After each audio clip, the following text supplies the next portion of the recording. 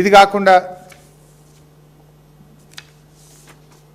ఈ మూసీ బాధితులు ఎవరైతే మూసీ జన్ ఆందోళన్ అనే ఆర్గనైజేషన్ నా దగ్గరికి వచ్చింది నిన్న ఉదయం. సరే ఇంటెలిజెన్స్ వాళ్ళు చెప్పినరో ఏమైందో పొద్దుగాల నా దగ్గరికి వచ్చిండ్రు. రాత్రి 9కి డిప్యూటీ సీఎం గారు వాళ్ళని పిలిచారు. పొద్దున నా దగ్గరికి వస్తే గంటన్నర సేపు విన్నా. అరే ప్రతిపక్షం వాళ్ళ దగ్గర పోయింది అనుకున్నారో ఏందో ఆదరబాదగా నేను రాత్రి 9 గంటలకు వాళ్ళని పిలిచిండ్రు. ఓ 2 గంటలు మాట్లాడిండ్రు. సరే వాళ్ళని మీటింగ్కి రమ్మంటే మేము రాము, ఇవాళ మీటింగ్ మీరు క్యాన్సిల్ చేయండి, తప్పు మేము రాము మీటింగ్ అని. సరే మేధా పట్కర్ గారు చెప్పిండ్రు, వీరు మూసీ జన ఆందోళన బాధితులు కూడా వీళ్ళు చెప్పిండ్రు.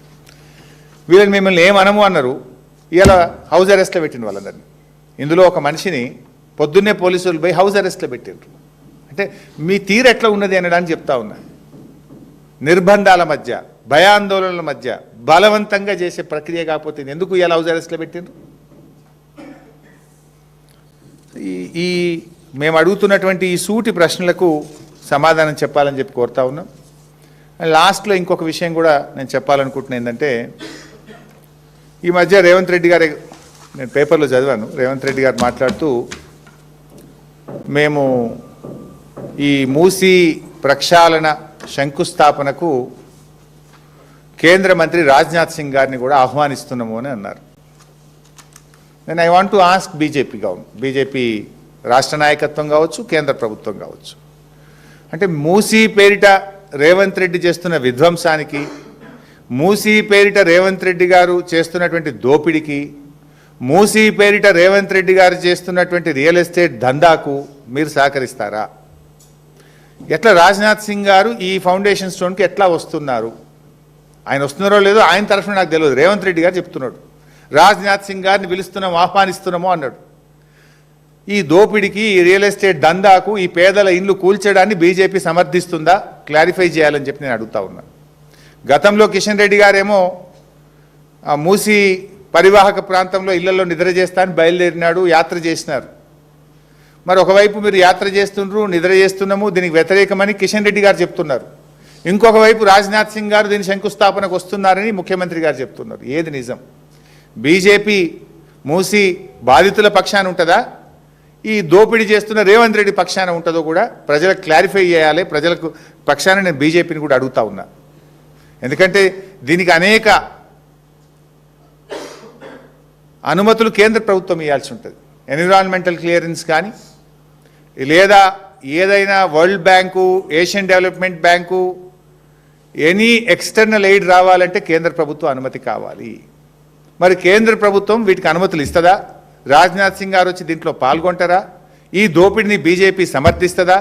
ఈ పేదల బతుకులు విధ్వంసం చేయడాన్ని బీజేపీ సమర్థిస్తుందా, వ్యతిరేకిస్తుందా అనేది కూడా ప్రజలకు క్లారిఫై చేయాలని చెప్పి కోరుతూ థ్యాంక్ యూ.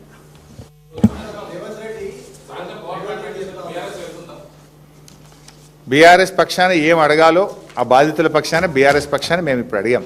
అసెంబ్లీలో మిగతా విషయాలు అడుగుతాం. మిత్రమా, ఇందాక నేను నా స్టార్టింగ్ లైన్ దయచేసి మీరు చూపించాలి, అదే సమస్య అవుతుంది. ఫస్టే నేనేం చెప్పినా, మేము మూసీ రిజర్వేషన్కు అనుకూలము, నది ప్రక్షాళనకు మేము అనుకూలము.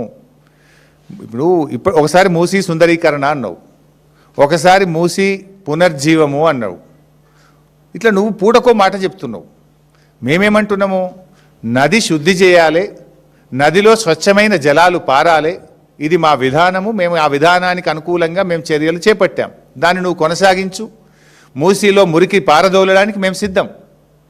మూసీ శుద్ధి చేయడానికి 10,017 ఇళ్ళు కూల్చడానికి సంబంధం ఏంది? మూసీ శుద్ధి చేయడానికి 3,200 ఎకరాల సేకరణకు సంబంధం ఏంది అని అడుగుతున్నాం మేము. You clarify.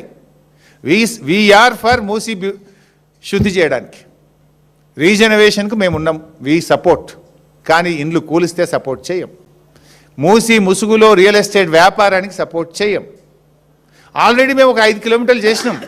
మా కేటీఆర్ గారు, అప్పటి మూసీ రివర్ డెవలప్మెంట్ కార్పొరేషన్ చైర్మన్గా ఉన్న సుధీర్ రెడ్డి గారు ఒక ఇల్లు కూల్చకుండా 5 కిలోమీటర్లు మేము డెవలప్ చేసి చూపించాం.